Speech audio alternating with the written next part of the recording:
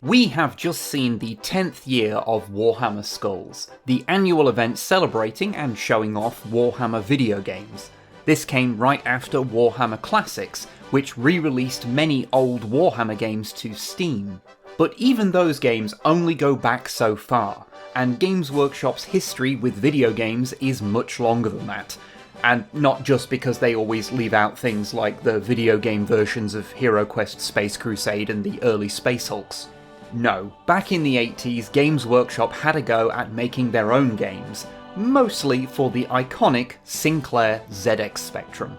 So greetings Manic Miners, and welcome to Codex Compliant. Let's play some old computer games.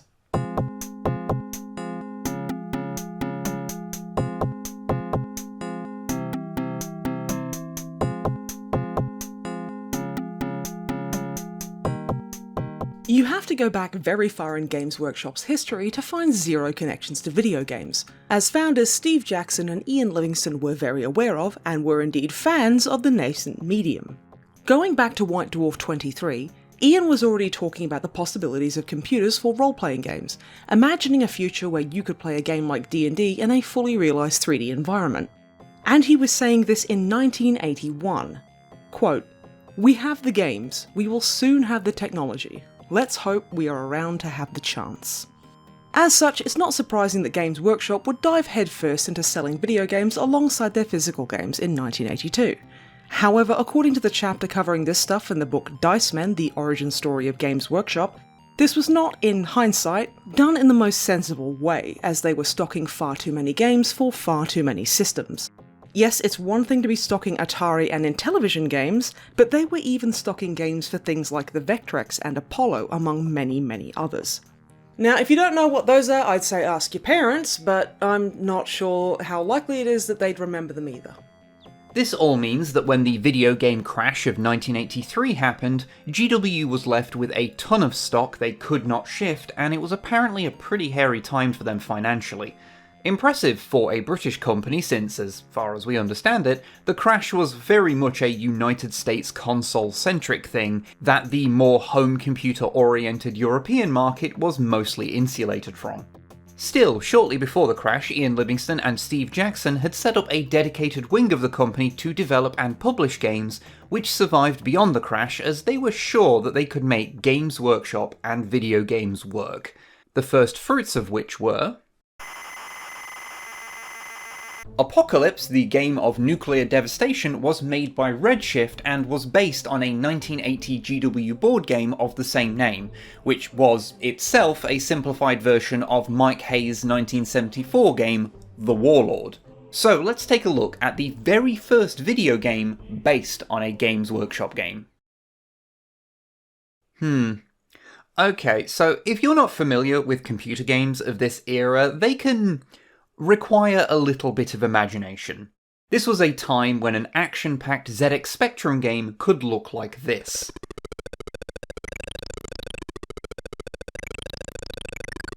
Something like Apocalypse was an adaptation of a board game onto a home computer, and at this time that sort of thing was very, very literal. This is the board game, but on a computer screen. There wasn't even a computer opponent, so you're going to have to find someone else to play with unless you're happy to sit there in the warm glow of your specky playing with yourself. And games often lacked the ability to really explain how to play themselves, so playing them can be very confusing if you don't have the documentation that came with the tape. Also, yes, these came on tapes, although this one's actually for a Commodore 64. They screamed at you when you loaded them.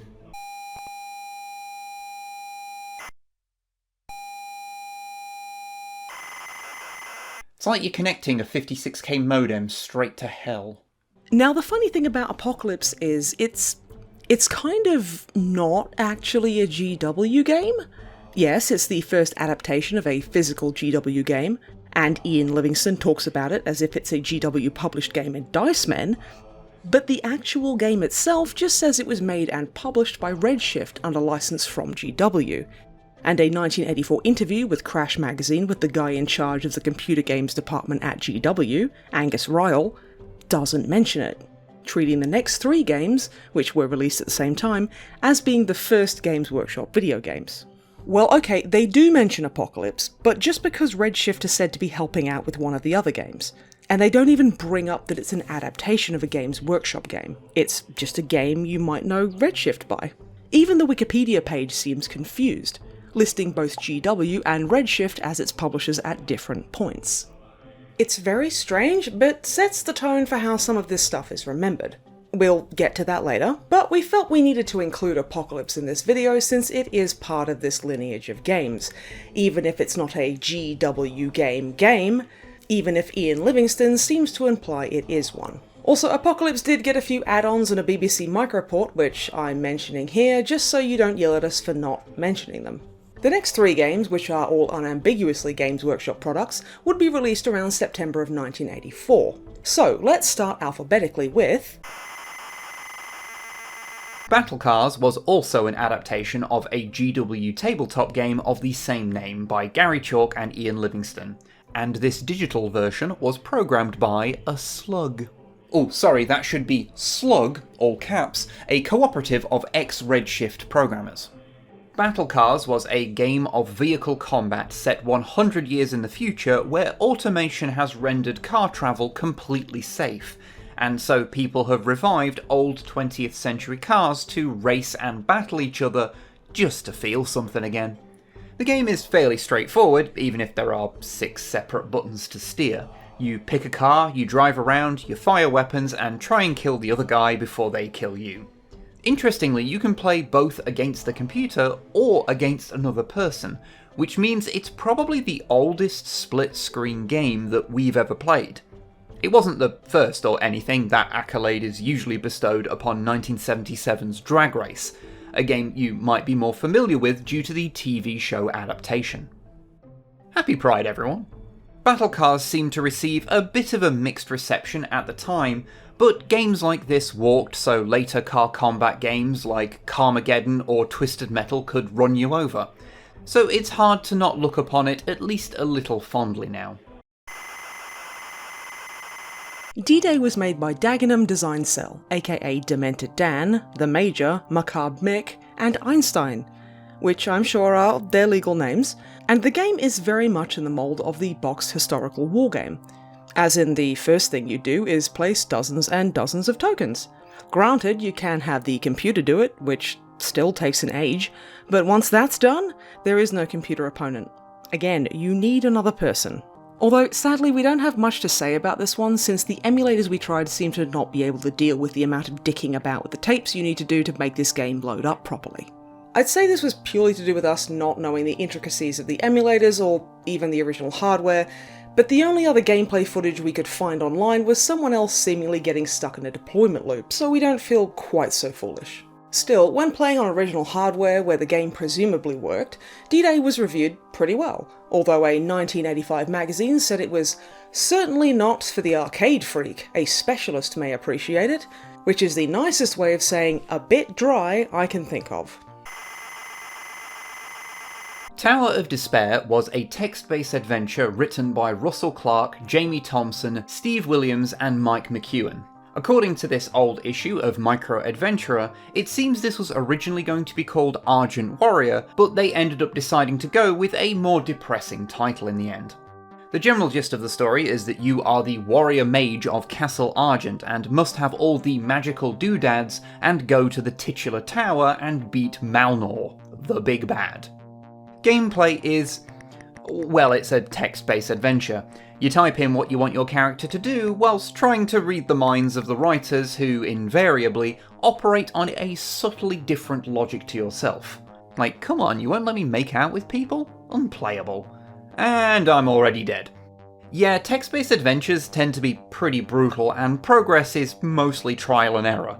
Thankfully, the documentation does come with pictures and maps to help you along the way and to visualise what's happening, which was always nice.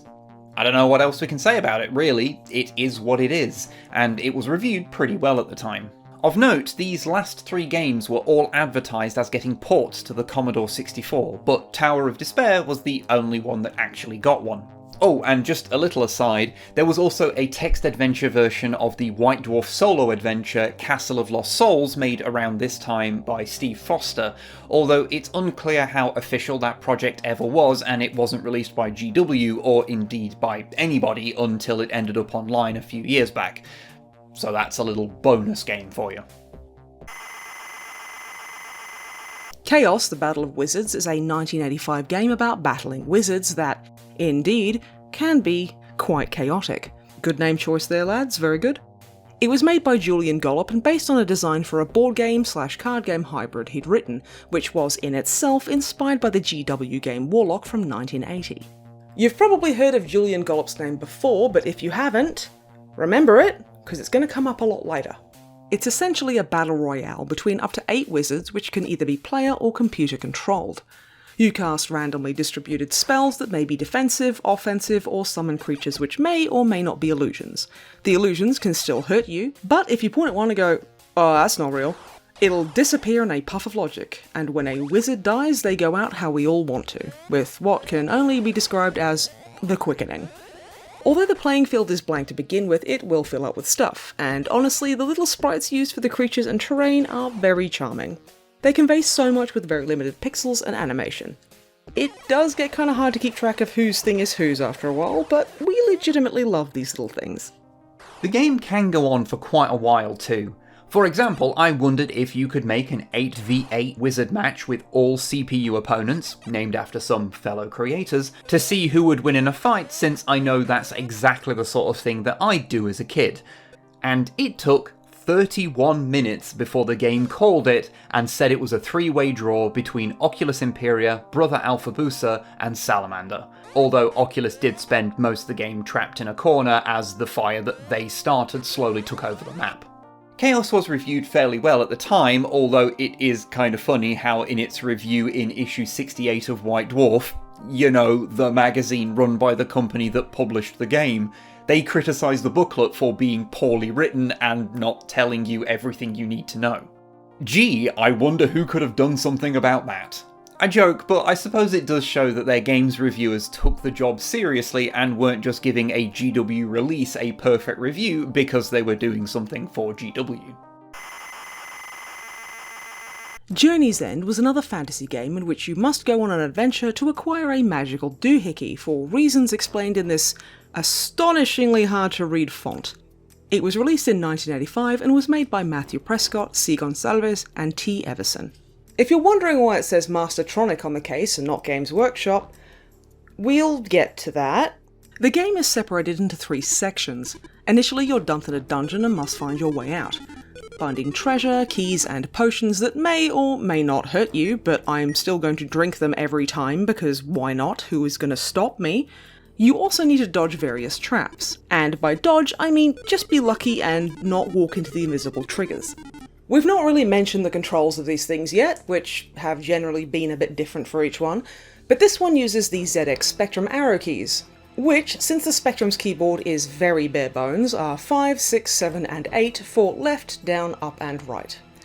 Yes, that does take a bit to get used to. The second phase of the game has you roaming around outside and engaging in rat-based gameplay, and the final section involves taking on a dungeon and avoiding angry balls and chess pieces. It didn't seem to review super great, but we personally think that they weren't taking into account just how cute the rats were. Runestone is an interesting one since it's often missing from lists of games by Games Workshop. In fact, we weren't sure it was even one, until the people who archived Crash magazine happened to mention in passing that there was a review of it in Crash in 1985, where it's talked about as a Games Workshop release. So we found out there was another game to talk about, the day the script was supposed to be finalised. I do want you to appreciate that we've made most of this video while the UK is going through a heatwave. It has not been pleasant. Runestone was by Alan Davis, Simon Freeman and Simon J, and is another text adventure. But this one was a lot more elaborate than the ones we've previously seen. You've got a view of what's around you and a character portrait, which means you could describe it as a first-person perspective text adventure if you really wanted. If your first-person perspective was through a letterbox and you couldn't see things like people, so they had to be described to you. You could even swap between 3 different characters, hence why you need the character portrait, which is an interesting feature. This is all pretty impressive stuff, although once again you are sort of at the mercy of the instructions, as without them you don't really have a lot of context as to what you're supposed to be doing. There is a small novella of backstory in there, or indeed what the text parser is looking for. Honestly though, this was all pretty standard for the time, and this got dangerously close to the D&D but in a 3D world that Ian Livingstone was after back in 1981. It's rudimentary, sure, but it only took 4 years. We won't talk about Key of Hope much since it was never actually released, but since review copies were sent out so we have reviews of it, we need to mention it. It was a follow-up to Tower of Despair, and so was also a text-based adventure. According to a 2018 interview with Mike McEwen, it was intended to be the second part of a trilogy, with the last entry being called Champion of Destiny. Not sure if all of the original crew from Tower worked on Key of Hope, but at least Mike and Russell Clark were there. Also, it's kind of remarkable that we have cover art for this game, considering it never came out. The artwork might be familiar to some of you, since it's by Alan Craddock and was used on White Dwarf 48, as well as some other even more niche places. Neither this game or Runestone are mentioned in Dicemen, by the way, although with Key of Hope that's kind of understandable as it never actually came out. The last game on our list is 1985's Talisman, an adaptation of the game of the same name, also developed by Slug. Like Apocalypse, this one is a recreation of the tabletop game, and let me tell you, this was not the way I ever imagined playing my first game of Talisman. This is another one that got a pretty scathing review of its documentation in White Dwarf, issue 66 to be specific, even if the reviewer quite liked the game overall. Plus, the fighting animation is very cute. Love that. Now, one of the more frustrating things to research about this topic was who actually made these games and how many of them were there? We've given a simple version of it so far, but now it's time to bring out the conspiracy board, because you need to know how confusing this all was to research.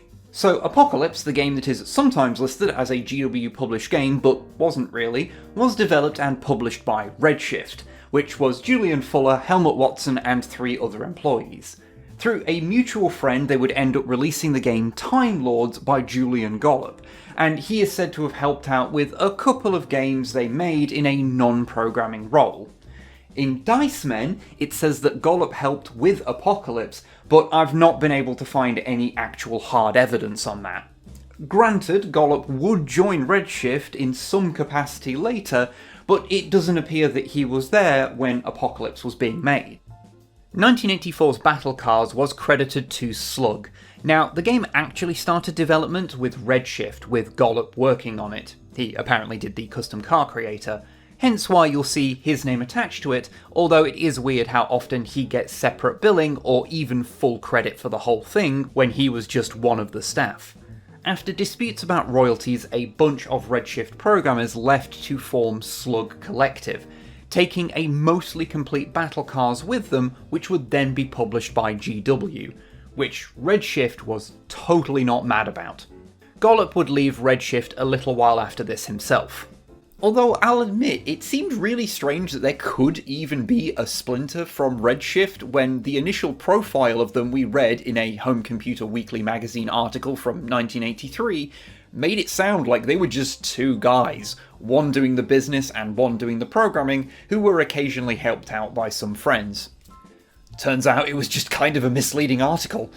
Also, according to Wikipedia, after Redshift folded in 1985, some of the staff went to Games Workshop. But despite not having a specific citation for that piece of information, I'm pretty sure I found which source that was from, and I think they're just wrong about that. It seems they thought that Slug was GW, even though they were an independent developer. I don't think Slug even had an office. It's not the only thing wrong on that page either, so yeah, this is just a bad source. D-Day was developed by Dagenham Design Cell, but according to that Crash interview with Angus Ryle we mentioned a little while ago, they were helped by members of Redshift. Presumably that means those that didn't go to Slug, since that split had already happened by this point. Which is messy as hell on GW's part, working both with a company and the people who splintered from them at the same time. We stan a messy queen. Just joking, don't stan corporations, they're not your friends. Tower of Despair was actually made in-house by Games Workshop. Well, sort of. As Clark, Thompson, Williams and McEwen were GW employees who had worked on the game in their spare time. Its unreleased sequel, Key of Hope, was by some or possibly all of the same people, seemingly this time in a more official capacity. Chaos was a Julian Gollop game, but the actual documentation with it credits it to Slug, despite Gollop never actually being part of Slug from what we can see. He just knew them from his time at Redshift, and they were able to put him in touch with GW to publish the game, which apparently gained them full credit. Journey's End was by Prescott, Gonsalves and Everson, but since Dicemen doesn't mention them as being people from GW like it did for Tower of Despair, it feels safe to assume they were also from outside the company. Actually, I hate to put a fairly large tangent into this already fairly large tangent, but Journey's End was so outside of GW, it was probably never actually released by GW. It says it was published by them nearly everywhere online and also in Dicemen, but every single image of it that we can find is from a version published by Mastertronic under their Master Adventurer brand, in the same year as the GW version was supposedly released, and the only contemporary review that we can find of it is of that Mastertronic version. Now, the game is mentioned in Micro Adventurer issue 11 as being an upcoming GW game, thanks to Kim Justice for that bit of info, by the way. So we know it was a GW game as of September 1984. But given the timeline, the most likely explanation for this is the one that Warren Pilkington gave us from an unnamed source.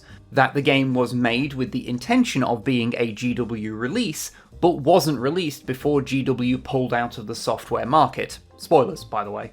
And so ended up at Mastertronic, meaning there would never have actually been a GW release. But given how it's listed nearly everywhere as being a game from GW, we thought that it was best to include it in the video. It was originally going to be released by them after all, regardless of how it eventually ended up. Anyway, back to the original tangent. Runestone was by Alan Davis, Simon Freeman and Simon J, who all did multiple other games, but nothing else for GW. Although now that we're thinking about it, there's something fishy about that one too. Okay, so Runestone is similar to Journey's End in that the only version you can find of it online is from a release by a different publisher, Firebird. They would also later do an Amstrad CPC port. The only evidence of Runestone having a GW release at all that we can find are reviews of it that came out around the same time as the one for Key of Hope. So it's quite possible that Runestone is another game that got far enough through production with GW as a publisher to put out review copies, but ended up finding another publisher when GW left the industry. But this is pure speculation. And finally, Talisman was simple as it was another one by Slug. So, when you actually look at it, of these 9 games, 2 were developed by Games Workshop, although frankly I consider employees working on it in their free time to be one hell of a technicality, and the other one never actually came out. The other 7 were by independent devs with GW acting as a publisher, aside from that one where they weren't really that involved, and that other 2 where they're listed as a publisher, but that version probably never came out. And which games and how much credit is heaped upon Julian Gollop seem to be selected randomly by whoever is writing the thing in question. And given all the contradictions and uncertainty, we're not particularly confident that everything we've just laid out here is 100% right. But since nearly every source we've used, whether it's modern articles, contemporary articles, Wikipedia, even published books, were just a bit wrong, you can see how something that should have been a simple thing to look up, who made the games and how many did GW even publish, ended up taking a remarkable amount of time. This section of the video was far too long, but we're condensing hours and hours of research, so you're getting off lightly. Still, as frustrating as all this was to research, it's sort of to be expected. This was a long time ago, and nobody would have expected anyone to care about the details 4 years later, let alone 4 decades later. We don't think anyone writing any of this was intentionally trying to deceive anyone, it's just the nature of this kind of thing. Take Dicemen, for example.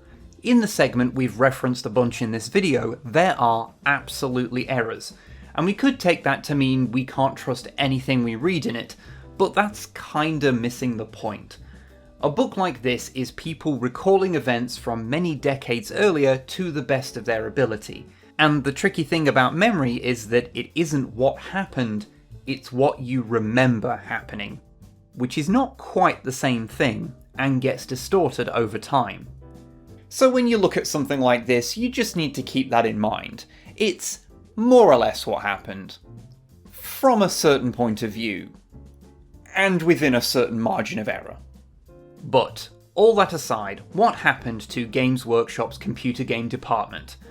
Well, according to Dicemen, in the end, though these games sold well enough, it was realised that to reach the next level would require significant investment, and they weren't willing to do that.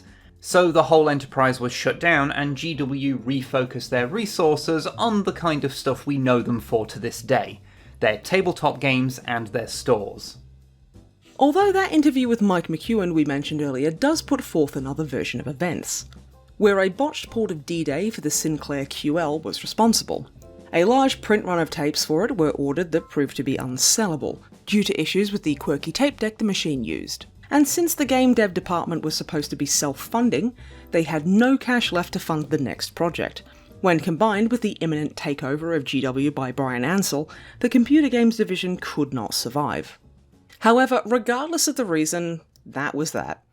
But it would not be the end of GW video games. In the early 90s, other developers would get licenses to make adaptations of their games, mostly but not exclusively for their Warhammer titles, starting with Gremlin Interactive's adaptations of HeroQuest and Space Crusade in 91 and 92 respectively. This would continue until the present day, with games that range from straight adaptations of tabletop rules in digital form to games that are simply set within one of GW's settings. From big budget action games to mobile games to games we all try to forget. Hell, we even got another version of Talisman that was based on the Horus Heresy for some reason. It is also not shocking, given their early adoption, that post-leaving Games Workshop, both Ian Livingstone and Steve Jackson would have roles within the video game industry. Steve Jackson would found Lionhead Studios with Peter Molyneux in 1997, a studio famous for Black and White, Fable, and that you should never listen to Peter Molyneux when he tells you what's going to be in one of his games.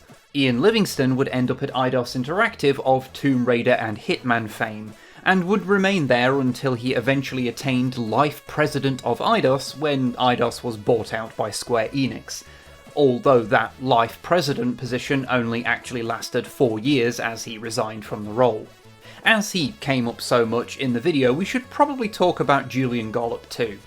He would make a few non-GW sequels to Chaos in 1990's Lords of Chaos and 2015's Chaos Reborn, which I feel answers the question I'm sure some of you had: was the Chaos in the title intended to be the Chaos from Warhammer? Evidently not, if there's been 2 sequels with nothing to do with GW. Gollop also, created the XCOM franchise in 1994, a game series that absolutely has its connections to the conventions of tabletop gaming, and is a series we can be pretty certain that you're at least passingly familiar with, which is not something we can say about a lot of the things we've talked about today. And so our journey of retro games and unreliable narrators comes to a close.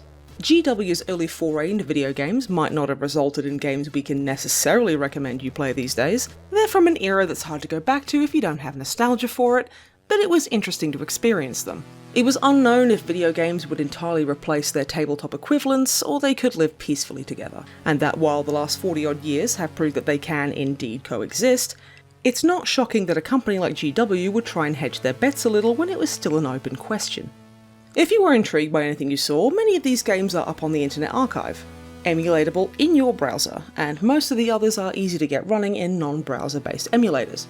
You'll just have to look up the documentation they came with to learn how to actually play them, since, as previously mentioned, they don't tend to help you a lot on that front.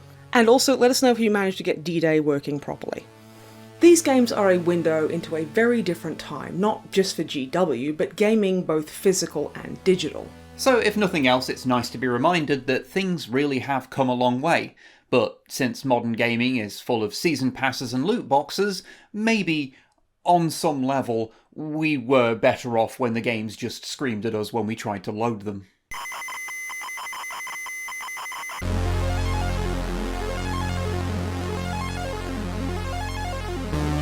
Hello everyone. As you may have noticed, given how much longer this episode is than usual, this one kinda got away from us. We mentioned a few people who helped us out with info during the video, but I'd like to give a mention to the articles by the Wargaming Scribe over at zeitgame.net. They really helped in tracking down some of the primary sources. Also, just want to reiterate that it's almost certain that we've gotten some stuff wrong in here, but we really cannot emphasise enough how everything we learned opened up another rabbit hole that revealed something that we thought was true was actually not. Or probably wasn't, but it's nearly impossible to say one way or the other at this point. I'm really tired. Anyway, please take pity on our poor broken minds and bodies and appease the algorithm on our behalf by liking, commenting, even subscribing if the mood takes you. Maybe let us know what your favourite ZX Spectrum game is, if you have one, or if you ever owned a Vectrex or Apollo. There must be dozens of you all around the world. If you would like to directly support the creation of videos such as this, head on over to patreon.com/snipeandwib and give us the greatest gift of all. Money. Oh, and once again, happy Pride everyone. We love you very much.